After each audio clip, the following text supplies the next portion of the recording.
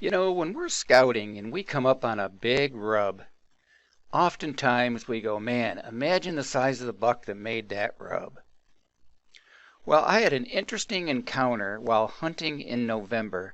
I had a front row seat that showed me exactly what goes on when you watch a big rub being made.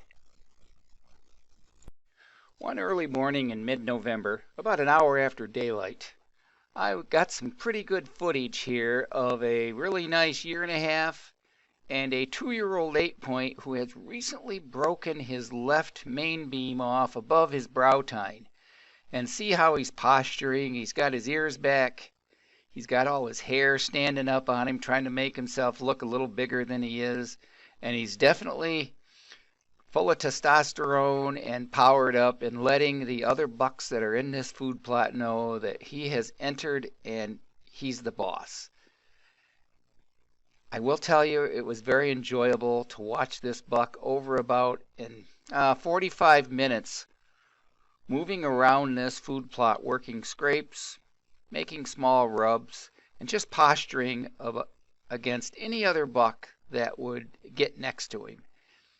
And as I zoom in here, you'll see that he walks up and works a scrape. That is an overhead licking branch from an autumn olive, and I purposely trim that every year and leave that limb out there so the bucks can reach it. And you know, he's whacking on it with his antlers, but he's posturing a little bit. So he eventually goes over to this cedar tree that I've got clear across in front of my bank's blind, maybe 45 yards out in front, and he starts rubbing that tree. And he's using the broke off section of his left main beam, and you can see he's really leaning into it.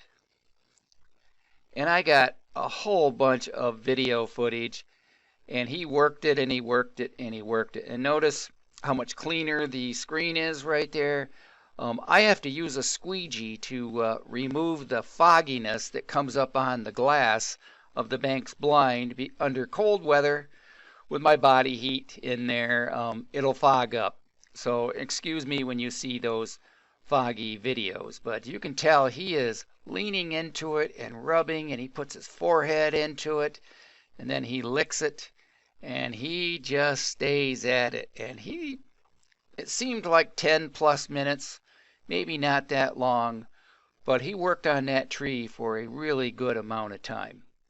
And here I'm kind of speeding up the video some so you can just see what he's doing. But he was, making a few scrapes with his front legs and pawing at the ground, and he even took his right antler and rubbed along it. So, I mean, he was really making sure that he was leaving his scent and making his mark. So it just seems like every time I go hunting and observe these whitetails and pass bucks, there is so much to be learned by bucks that you pass.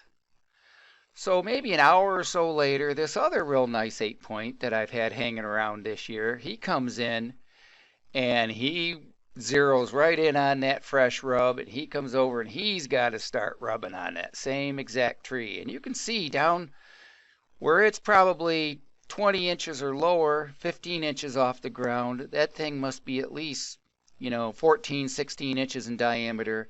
And up where they're rubbing it, it's at least at 12 or 14. But eventually he kind of walks away, and shortly after that, a 4-point 1.5-year-old walks over, and he just zeroes right in on it. He sees that, so everything they say about a signpost rub is true. The visual cues really turn on these bucks, and it gets their attention. But he licks it, he smells it, and he goes over to a couple of overhead limbs and sort of half attempts to make a scrape. But I think, he's getting the cues from the scent from these more mature bucks, and he knows he can't do too much or he's going to get in a lot of trouble. But I just thought this was a great encounter, and I wanted to share it with everybody. So here's living proof that not every big rub that you find is made by a big old buck. Be sure to hit that like button and subscribe so you can follow me throughout the year with all my habitat tips. And here's to a very prosperous and successful habitat season for 2022.